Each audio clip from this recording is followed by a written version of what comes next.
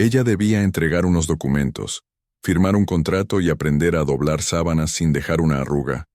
Nada más. Pero el aire de la mansión de los Vidal parecía respirar por sí solo, como si cada pared guardara una plegaria que prefería no recordar. El corredor principal era largo y silencioso, alfombrado en rojo oscuro. Encima, lámparas ámbar que, en vez de iluminar, parecían envejecer lo que tocaban. Cuando Clara cruzó el umbral del salón, algo invisible le tiró del pecho. Allí, sobre la chimenea de mármol, un retrato al óleo la miraba con ojos que ella había soñado cientos de veces. El hombre posaba de 3/4, traje claro de lino, un pañuelo azul asomando del bolsillo, una marca pequeña, casi un lunar, junto a la ceja derecha. Clara, de modo impulsivo, llevó los dedos a su propia ceja. Sentía ahí la misma marca, un punto que su madre solía besar sin decir por qué. El corazón le golpeó el esternón con la urgencia de un pájaro. El olor a madera encerada y ceniza antigua la rodeó. Por un instante, pensó que caería. Por otro, que correría. Al final, se quedó quieta, con la respiración en vilo, sintiendo que toda su vida de pronto tenía una dirección apuntando a ese cuadro. ¿Puedo ayudarla?, dijo una voz masculina a su espalda, grave, sin prisa. Clara tragó aire, giró despacio. El hombre que estaba en la puerta del salón sostenía una bandeja de plata con 2 tazas de café y una jarrita de leche. Tenía poco más de 30, brazos firmes, mangas arremangadas, el tipo de presencia que no invade. Acompaña. Ojos color café con hebras doradas como madera tallada al sol. Perdón, logró decir ella, aún aturdida. Soy Clara, la nueva empleada. Gabriel, se presentó inclinando apenas la cabeza. Administrador de la casa. Y sonrió con humor bajo. Testigo profesional de silencios. El silencio de Clara se rompió en un intento de sonrisa. Señaló el retrato con el mentón. ¿Quién es él? Gabriel bajó la mirada hacia el cuadro, como quien observa a un viejo amigo que nunca aprendió a despedirse. Aquí lo llaman Joaquín Duarte, contestó. Pero entre susurros también, el prometido. La palabra, prometido, se quedó vibrando en el aire como una cuerda pulsada. Clara respiró hondo, guardó el temblor en el puño donde apretaba la carpeta y siguió a Gabriel por un recorrido rápido. Cocina, despensa, cuarto de empleados, patio interior que olía a romero y a piedra húmeda. Mientras le mostraba la rutina, los horarios del servicio, las habitaciones que no se abrían sin permiso, la forma correcta de encender los candelabros sin dejar hollín, él iba dosificando una amabilidad que no le pesaba. El día avanzó con esa precisión antigua que tienen las casas donde todo fue pensado para durar. A media tarde, la jefa del personal le entregó a Clara un uniforme simple, un par de zapatos de suela suave y una libreta con instrucciones en letra impecable. Lustrar plata, miércoles y sábados. ¿Biblia de la casa?, preguntara Gabriel. En la noche, cuando todos pareció calmarse, Clara volvió al salón, sola. Se acercó al retrato. El pañuelo azul brillaba de un modo casi eléctrico con el reflejo de las lámparas. El pintor había amado. Eso estaba claro.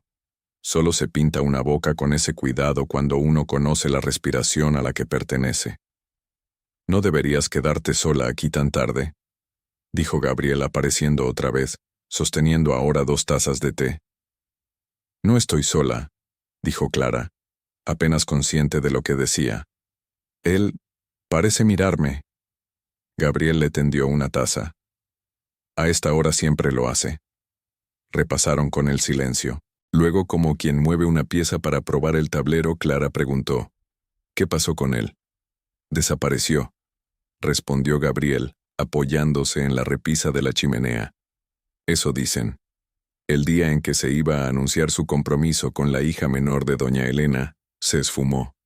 Hubo rumores, hubo culpas, hubo una pintura, y entonces, silencio. La hija menor. Clara sostuvo el té con ambas manos. ¿Cómo se llamaba? Elisa. El nombre dejó un sabor a sal. Elisa parecía el tipo de nombre que una ciudad pronuncia con respeto y con miedo. Gabriel, como si leyera los hilos que se tensaban en el rostro de Clara, agregó: Doña Elena la mandó a estudiar pintura a Europa después del escándalo. Volvió un tiempo, luego se fue. Nadie sabe dónde está. O quizás sabemos, pero nadie se atreve a abrir la puerta correcta. Clara no dijo nada. Durante años, su madre había evitado el tema del padre con un silencio elástico y educado que clausuraba toda pregunta. Cuando la fiebre de la infancia la tumbaba, su madre mojaba un paño y cantaba bajito, y a veces, solo a veces, sus dedos encontraban la marca junto a su ceja y la besaban, como quien reza. Aquella noche, en el cuarto estrecho que le habían asignado, Clara sacó su cuaderno de tapa marrón y escribió con pulso tenso: Si el pasado es un retrato, ¿qué hace mi cara dentro de él? Los días siguientes, la mansión la devoró con su catálogo de tareas. Aprendió a pulir sin rayar, a lavar cristales sin dejar huellas, a leer el humor de doña Elena en el ruido que hacía el bastón contra el mármol. 3 golpes secos, no me interrumpan. Un golpe largo. Tráiganme té. También aprendió a escuchar el mar sin verlo. Un rumor que subía por los cipreses y quedaba vibrando en los pasillos. Había una biblioteca ancha, olor a cuero y polvo, donde una vez encontró a Gabriel acomodando expedientes. Él levantó la vista, sonrió y la invitó a acercarse. Aquí se guardan las respuestas que nadie quiere, dijo medio en broma. ¿Y también las preguntas que asustan? Probó Clara. Especialidad de la casa. En la repisa más alta, clavado a pared con 2 clavos gastados, colgaba un retrato pequeño, apenas un apunte de carbón. Una joven con el cabello recogido, mirada limpia y un pañuelo anudado a la muñeca. Debajo, una plaquita. E. Vidal, estudio, 1999. Clara sintió un latido extraño. Elisa, joven, con promesas en lugar de arrugas. Ella pintó a Joaquín, dijo Gabriel como si lo supiera con la seguridad con que se sabe la hora de la tarde al sentir la luz en los párpados. Pincelada firme. Yo he visto bocetos. Hay uno donde solo están las manos de él. Es íntimo. A Clara le costaba tragar. Las palabras padre y prometido chocaban dentro de su cabeza como 2 objetos frágiles en una caja demasiado pequeña. ¿Qué piensas, Clara?, preguntó Gabriel. Ella bajó la mirada a sus propios dedos, resecos por el jabón y la cera. Pienso que uno crece creyendo que ciertas cosas son imposibles, respondió, hasta que entra a una casa que decidió dejar de mentir. Gabriel asintió. No preguntó más. Aprendió rápido que la compasión, en Clara, se parecía mucho a la dignidad. Una tarde de lluvia baja y persistente, doña Elena la mandó llamar al invernadero. Entre azaleas, jazmines y helechos, la mujer mayor se veía de cristal. Cabello plateado recogido, perlas opacas, un pulso tenue en la sien. Sus ojos, sin embargo, tenían filo. «¿Usted es la nueva?», dijo sin saludo. «Sí, señora. Clara». Clara probó el nombre como quien prueba un vino. «¿Qué edad tiene?». 24. «A esa edad una cree que el valor es gasolina infinita», replicó Elena. «No lo es. Se acaba si lo malgastas». «Me esfuerzo por usarlo bien, señora». La anciana apretó los labios, estoica. «¿Qué piensa del retrato del salón?». Clara respiró, sabiendo que esa línea de preguntas podía ser trampa y al mismo tiempo, puerta. «Pienso que fue pintado con devoción», dijo, «no con capricho». «Las devociones arruinan casas», sentenció Elena, volviendo al jazmín. «Y también las sostienen, si una sabe usarlas». Silencio. Afuera la lluvia insistía. «Subirá al desván del ala norte», ordenó de pronto. «Hay cajas del estudio antiguo de Elisa. Quiero inventario, etiquetas legibles, nada de curiosidades. ¿Entendido?». «Sí, señora». «¿Una cosa más?», añadió, clavando la mirada en la marca de la ceja de Clara. La gente a veces se parece por accidente. Clara sintió en la piel el roce de una advertencia. Y a veces se parece por herencia, dijo, sin bajar la voz. Los ojos de Elena no parpadearon. Un gesto mínimo del cuello fue todo el reconocimiento que dio. Puede irse. El desván del ala norte olía a aceite de linaza, papel viejo y lluvia detenida. Clara subió con un manojo de llaves, guantes de algodón y una linterna amarilla. Abrió la primera puerta, polvo fino flotando en rayos de luz. La segunda, caballetes cubiertos, marcos apilados, una caja de música sin cuerda. La tercera, un ventanal opalino que regalaba una luz suave, como si toda la tarde fuese una promesa sin cumplir. Empezó a trabajar. Cajas con cintas azules, otras con un sello E. Vidal. Dentro, tubos de pintura resecos, bocetos arrugados, papeles con notas apenas legibles. En una carpetita de cartón, encontró algo que la hizo detenerse. Varias hojas con estudios de ojos. Todos de un café claro casi dorado. En la esquina inferior, lápiz apurado. J. Al amanecer. J. Después de reírse.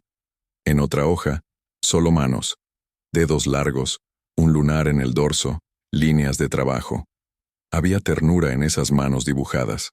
En el fondo de un baúl, una caja de madera cerrada con una cintita del mismo azul del pañuelo del retrato. La cinta se deshizo con facilidad, como si hubiera esperado justo ese gesto. Dentro había fotografías.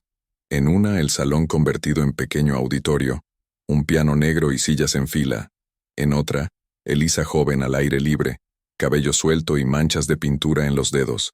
En otra, un hombre de pie, de perfil, con la cabeza levemente inclinada. Joaquín, con una sonrisa contenida y la marca junto a la ceja. Al fondo, borroso pero identificable, un hombre de sombrero y ojos angostos mirando hacia la cámara, como si supiera que lo mirarían de vuelta. Clara acercó la foto a la ventana. La luz delineó mejor ese rostro secundario. Le pareció reconocerlo.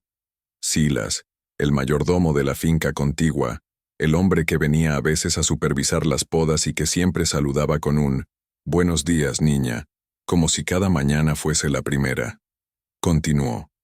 Halló un sobre pequeño con una nota breve. Si desaparezco, no fue por falta de voluntad, fue por exceso de miedo. Firma. E.V. El papel estaba roto en un borde. Clara apoyó la frente en el frío del vidrio. La lluvia había bajado la temperatura del mundo. Guardó las piezas con cuidado y bajó. Buscó a Gabriel. Lo encontró en la biblioteca, corrigiendo un inventario. «Necesito mostrarte algo», dijo, con ese tono de quien trae una vida entre las manos. Desplegó las fotos sobre la mesa. Gabriel se inclinó sobre ellas. «Este hombre al fondo», señaló con el dedo. «Silas». «¿Quién es exactamente?» «El encargado de la finca de la colina. Ha estado aquí desde antes que yo. Jardinero, capataz de confianza del marido de Elena. Hombre de todas las llaves, incluso de las que no existen. Podría haber...» Clara no completó la frase. «Podría», dijo Gabriel con un peso que no era acusación sino cansancio. «Pero no afirmemos antes de preguntar». Esa noche el viento cambió. Las cigarras en la colina cantaron como si supieran un secreto. Los días, a partir de entonces, se partieron en dos. Lo que Clara hacía para la casa, pulir, coser, ordenar, y lo que hacía para su propia vida, leer de noche, anotar, intentar recordar gestos y frases de su madre que ahora tenían un significado nuevo. Cuando niña, su madre había sido costurera. Repetía una frase que entonces sonaba a refrán: «Las telas mienten si uno las obliga». Ahora entendía. Los recuerdos también. Vuelven a su forma, por más que uno intente plancharlos. Un atardecer, Gabriel llegó al cuarto de Clara con una cajita de metal. «La encontré en el falso fondo del aparador del despacho», explicó, casi en susurro. Estaba atornillada. Los tornillos... Alguien los aflojó y volvió a apretarlos. «Dentro hay cartas. No abrí nada sin ti». Sobre la mesita, Con la lámpara encendida, abrieron la caja. Había cartas atadas con un cordel.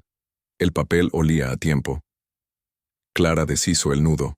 La primera era de Elisa. J. Ensayé tu sonrisa y la pinté mal. Te necesito aquí, sosteniendo la luz con los ojos. La segunda. Mamá no nos perdonará. Papá, no sé qué hará. Tengo miedo. Y no sé si el miedo se cura con amor o si se alimenta de él. La tercera. Si un día no nos vemos en el salón, búscame donde el mar se oye más alto, en la colina de las cigarras. Siempre la colina, murmuró Gabriel. Entre las cartas, había una sola escrita por otra mano. Más firme, más sobria, con palabras medidas. Elisa, si me quedo te comprometo a una guerra que no puedes ganar. Si me voy, te abandono. Si me escondo, quizás te protejo. Elegí esconderme. No es valentía, es amor torpe. Te dejo una marca, el pañuelo azul. Si me buscas alguna vez, escucha a los insectos de verano. Ellos saben mi nombre nuevo. Firmada con una J apenas trazada. Clara siguió leyendo hasta que la vista le ardió. Cerró la caja, miró a Gabriel y supo que algo en su vida había cambiado de estado, del rumor a la posibilidad. Tengo que ir a la colina, dijo. No hoy, no con esta lluvia, pero pronto. Voy contigo, contestó él sin dramatismo. Cuando estés lista. El mar se domó unas noches después. La luna cortaba la ladera con un cuchillo de luz. Subieron por el sendero de piedras. El olor a tierra mojada subía cálido, casi dulce. Llegaron al árbol alto que vigilaba la pendiente. Las cigarras, sí, cantaban como si cada una fuese una cuerda tensa. Ahí, dijo Clara, señalando un punto donde el suelo parecía haber sido removido tiempo atrás. Comenzaron a cavar con una pala corta que Gabriel traía siempre en el cobertizo. A pocos centímetros algo golpeó metal. Extrajeron una caja rectangular oxidada en las esquinas. Clara se arrodilló. Abrió. Dentro había un pañuelo azul cuidadosamente doblado, un manojo de cartas envueltas en papel encerado, y un documento arrugado. Una partida de nacimiento con un nombre tachado y otro escrito encima con tinta negra. Silas Joaquín. El mundo por un instante se quedó sin ruido. Luego todo volvió de golpe, las cigarras, los latidos, la respiración cortada de Clara. Él balbuceó. Silas es Joaquín.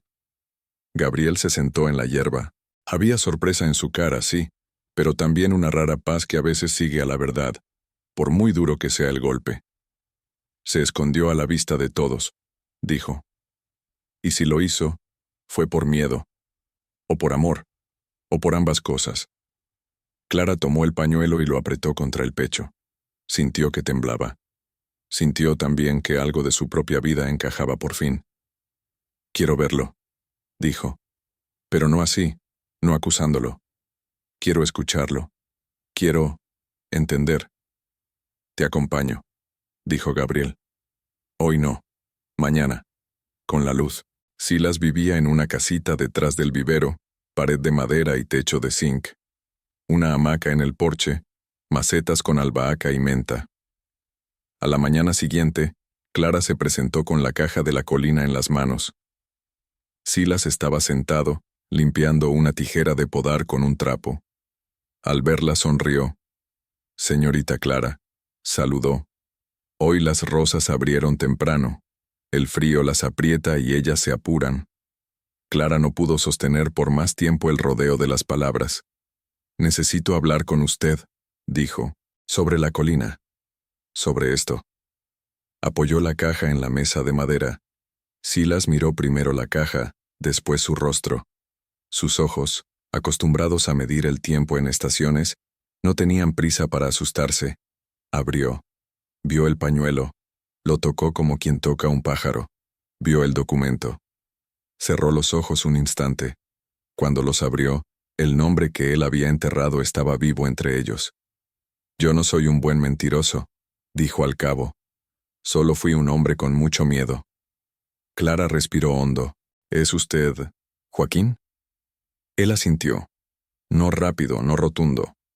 Asintió como asienten los hombres que trabajaron la tierra, con la cabeza y los hombros, sabiendo que ese gesto mueve todo lo demás. Me escondí, dijo. El padre de Elena me hizo saber, con palabras y con gente, que si no desaparecía, desaparecerían otras cosas que yo amaba. La casa no lo parecía, pero era una jaula. Cambié el nombre, aprendí a ser sombra. Y un día, le tembló la voz. Un día me di cuenta de que ser sombra también era una forma de traición. ¿A quién?, preguntó Clara, aunque sabía. A ella, dijo Silas, a Elisa, y con el tiempo, a ti. Clara sintió el golpe de a ti como una ola. Se llevó una mano a la ceja. Él la miró y se quebró un poco. No te vi crecer, dijo. Eso no se perdona con palabras. Pero no fui lejos. Me quedé aquí donde podía, aunque fuese de lejos, asegurarme de que lo que yo había puesto en peligro, tu vida, no quedara sin resguardo. Clara bajó la mirada a sus manos. Se parecían a las manos dibujadas en el estudio, dedos largos, una vieja cicatriz en el índice. De pronto sintió en esas manos la memoria del hilo y la aguja de su madre, de los turnos largos, de los bolsillos vacíos.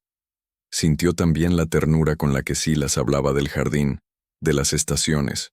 «Mi madre», dijo. «¿La vio alguna vez?» «No», respondió él apretando el pañuelo. «Me prohibí todo intento. Si me acercaba, la ponía en riesgo. La vi de lejos una vez. Tenía tu mano. Eras tan pequeña que el mundo te quedaba grande». Hubo un silencio pesado y amable al mismo tiempo. Clara buscó aire. «No sé cómo se perdona una vida», confesó, «pero sé que quiero intentarlo, porque si no lo hago, me quedo sin mí». Silas bajó la cabeza. Lloró a la manera de los hombres que envejecieron trabajando, sin ruido, como si el agua saliera por una grieta que la lluvia encontró sola. Clara rodeó la mesa, apoyó su mano en el hombro de él. La osamenta bajo la camisa era un mapa. «No vine a acusarlo», dijo. «Vine a ponerle nombre a mi vacío». Silas asintió, levantó la mano, y sin atreverse a tocar su rostro, se detuvo a pocos centímetros de la marca junto a su ceja. «Yo se la besé a Elisa cuando la vi por primera vez», dijo, como si confesara algo sagrado. «Y te la besé en el pensamiento cuando supe que habías nacido». La mansión, entretanto, vibraba con otra tensión.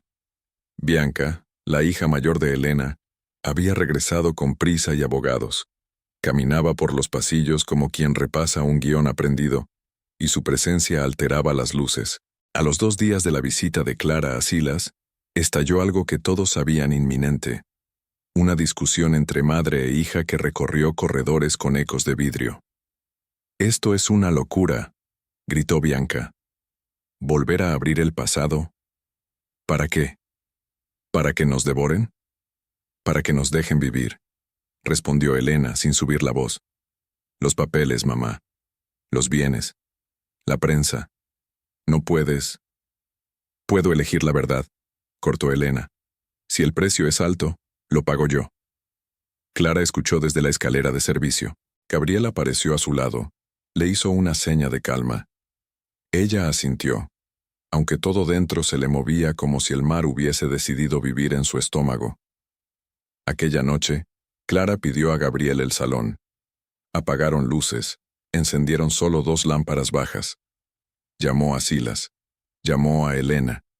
Bianca vino por curiosidad. Clara colocó, sobre una mesa, la caja de la colina, el pañuelo, las cartas. No habló mucho, solo dijo: «Yo necesitaba saber quién era. Ahora ustedes también lo saben». Silas no se escondió. Dio 2 pasos adelante. «Yo también necesitaba volver a tener nombre», dijo mirándolas. «Me llamo Joaquín. Me llamé Silas para sobrevivir, pero fui Joaquín cuando amé. Lo siento». El silencio que siguió no fue vacío. Fue un silencio lleno, espeso. Elena cerró los ojos, y cuando los abrió había en ellos algo que no era indulgencia ni dureza. Era cansancio y una decisión. Tarde, dijo, pero no inútil. Bianca tragó saliva. Las manos se le crispaban en los costados. Miró a Clara. Primero con la resistencia de quien está a punto de perder algo, luego con una atención nueva, humana. ¿Qué quieres tú?, preguntó sin adorno. Clara sostuvo su mirada. Quiero poder mirar mis manos y saber de quién son, respondió. Y quiero que esta casa deje de doler en secreto. Elena apoyó el bastón en la repisa. Se enderezó como si el cuerpo recordara su juventud. Haré las correcciones que se deban hacer, anunció. Papeles, nombres, lo que la ley permita, lo que el corazón soporte. Y pediré perdón. No porque el perdón resuelva, sino porque dignifica. Bianca se dejó caer en una silla. Algo en su rostro se aflojó. No sé cómo vivir con esto, dijo. Pero supongo que se aprende. Se aprende, dijo Gabriel, como quien sirve agua fresca. El clímax no llegó como tormenta, sino como una mañana rara en la que el aire es nuevo. La ciudad se había enterado a medias. La rumorología hizo su trabajo. La finca de la colina se llenó de murmullos. Elena organizó una cena pequeña con la excusa del cumpleaños de su nieta, que no existía. Clara sospechó que no se trataba de cumpleaños, sino de un ritual. Una casa necesita una escena para aprender a hacer otra cosa. Esa tarde, cuando el sol apenas doraba los marcos de las ventanas, llegó una mujer sin anuncio. Cabello recogido con hebras grises, un vestido sencillo, una mirada que parecía traer mareas. Nadie la conoció en el primer segundo. Luego, la biblioteca respiró. La plaquita del estudio de carbón en la repisa tuvo un eco en los ojos de Clara. Gabriel fue quien se adelantó, con una emoción limpia. Elisa, dijo, sin teatralidad, como quien saluda a lo inevitable. Elena, al verla, no apoyó el bastón, caminó. Había distancias que la edad ya no perdonaba. Pero llegó. Se detuvo a 1 metro. Hija, dijo con la voz que solo se usa una vez por década. Elisa la miró. No había en su expresión el reproche patético que Clara temía, ni la resignación derrotada. Había una especie de piedad que incluye a los otros sin anularlos. Madre, contestó. El aire de la mansión cambió de peso. Los retratos antiguos parecieron acomodarse en las paredes, como si hubieran esperado esa escena para colgar mejor. Silas, desde la puerta, apretó el borde de la mesa con los dedos. No avanzó. Elisa lo vio. Algo en su rostro se iluminó y se apagó al mismo tiempo, como esos faros que señalan el peligro y el puerto a la vez. Joaquín, dijo ella. Él dio un paso, después otro. Se paró donde el cuerpo entendió que ya estaba a salvo. No se abrazaron de inmediato. Se miraron. En esa mirada había la vida que no vivieron y la vida que, de un modo torcido, vivieron igual. Él podando rosales con la esperanza como abono. Ella pintando retratos con el duelo como tinta. No supe cómo quedarme, dijo él. Yo no supe cómo irme, dijo ella. Clara vio esa conversación y sintió que algo en su propio pecho se acomodaba. No era la niña que finalmente recibe lo que le deben. Era la mujer que entiende que muchas de las cosas que le faltaron tuvieron motivos que no son excusa, pero son historia. Soy Clara, dijo, y su voz le tembló solo una vez. Elisa la miró y sonrió con un temblor que no era nervio. Era ternura vieja que por fin tenía destinatario. Eres mi hija, dijo sin preguntas. No hubo un abrazo feroz. Hubo un acercamiento suave, como si una y otra no quisieran romper lo que estaban estrenando. Los brazos se encontraron y el olor a piel, jabón y lágrimas se mezcló. Elena miró la escena de pie. Bianca se pasó la mano por los ojos como si expulsara polvo. Gabriel respiró como quien por fin descansa. La cena fue una cosa mínima, íntima. No hubo brindis de floritura. Hubo pan caliente, sopa, pescado al horno. Hubo una conversación que no intentó arreglar el mundo. Hubo silencios que ya no eran un peligro. Hubo una decisión. El retrato viejo quedaría sobre la chimenea, pero junto a él se colgaría otro, nuevo, pintado por Elisa, no desde la devoción romántica, sino desde la dignidad. Le pidió a Clara que posara con Joaquín, Silas, de pie, no tomados del brazo sino a la altura de los ojos. Lo hicieron al día siguiente, con una luz de mañana que les favoreció el perfil. No idealices la forma, le dijo Gabriela a Elisa, medio en broma. La verdad ya es bastante bonita cuando respira. Elisa sonrió. No sé pintar otra cosa a estas alturas. Lo que siguió no fue una vida perfecta, fue mejor, fue posible. Elena, con una honestidad que sorprendió a todos, pidió disculpas a su casa. Llamó a quienes había que llamar. Arregló lo que pudo, lo que no, lo miró de frente. Bianca de a poco se sentó a tomar café con Clara en las mañanas. Descubrieron que les gustaban los mismos libros. Discutían sobre el final de las novelas. Aprendieron a hacerlo sin lastimarse. Silas volvió a trabajar, pero ya sin ocultarse. Admitió su edad. Aceptó ayuda. Hablaba con Clara de plantas, de cómo algunas solo florecen si las cortas a tiempo. A Gabriel, Joaquín le enseñó a podar sin arrancar de raíz lo que puede salvarse. A veces, eso parecía una clase de humanidad más que de jardinería. Clara llevó a su madre, la mujer que la crió, la costurera, a vivir unos meses a la mansión, no como invitada, no como empleada, sino como parte.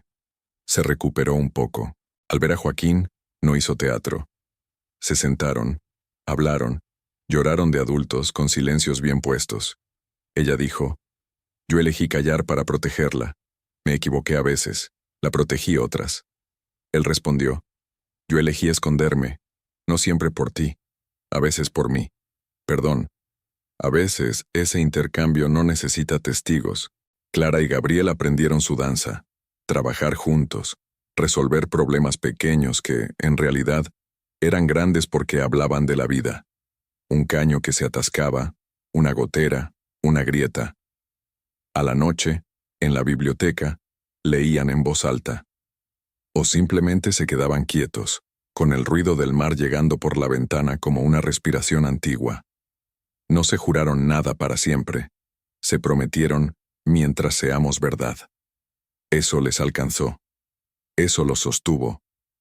Elisa pintó en el estudio de la ala norte durante semanas. En el nuevo retrato, no hubo pañuelo azul. La señal de color estaba en otra parte, casi invisible, un pincelazo en la sombra de la ceja de Clara. Cuando lo colgaron al lado del viejo, la pared pareció enderezarse. Dos historias no opuestas sino consecutivas. Dos tiempos que por fin conversaban. Hubo gente en el pueblo que habló. Hubo quien se ofendió por detalles que no le pertenecían. Hubo también quien trajo flores sin nombre. Los cuchicheos se gastaron a sí mismos. El mar siguió cumpliendo su oficio de repetir olas que son iguales y distintas. Una tarde, Clara volvió a la colina, sola. Llevó un cuaderno nuevo. Se sentó al pie del árbol. Las cigarras cantaban con ese fervor de cosa pequeña que sabe que la vida es grande. Escribió. La superación no es olvidar. Es aprender a llevar el peso donde no duela y a repartirlo entre quienes me aman. Cerró el cuaderno. Miró la casa abajo. No era un castillo. No era una cárcel. Era una historia que había decidido contarse mejor. Cuando bajó, Gabriel la esperaba en la terraza con 2 vasos de limonada. Sonrió con una pregunta que no hacía falta decir. Sí, respondió ella. Estoy lista. ¿Para qué? Para seguir. Y siguieron. Con recaídas pequeñas, porque la vida no se corrige de una sola vez. Con risas que aparecían sin pedir permiso. Con miedos que volvían como perros a la puerta y se quedaban dormidos en el felpudo. Con retratos que no mentían, con manos que al fin se sabían de quién eran. Por las noches a veces Clara caminaba sola hasta el salón, se paraba frente a los 2 cuadros. En el reflejo del vidrio veía su rostro superpuesto con el de su padre. Se tocaba la marca junto a la ceja. No era ya un enigma, era un adorno, un recordatorio. una bendición rara. Si alguien le preguntara, años después, cuál fue el día exacto en que todo cambió, ella respondería: el día en que entré a la mansión y me congelé frente a un cuadro.